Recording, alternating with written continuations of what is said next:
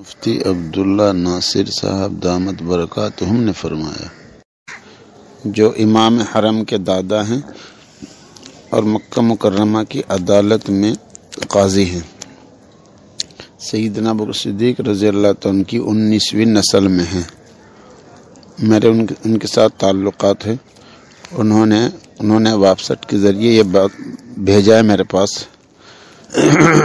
کہ مجھ کو زیارت ہوئی حضور پاک صلی اللہ علیہ وسلم کی، اور ارشاد فرمایا کہ ہندوستان والوں سے کہہ دو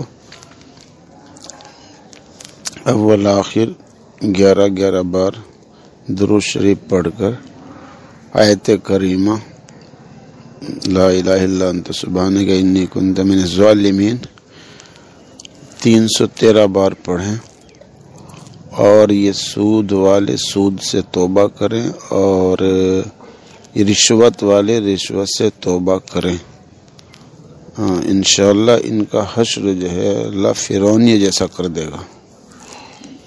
بس اتنا خواب ہے، باقی لوگوں نے وہ غلط باتیں خواب میں زیادہ باتیں گھسا کر ادھر ادھر کی نیٹ پہ ڈال دی ہیں۔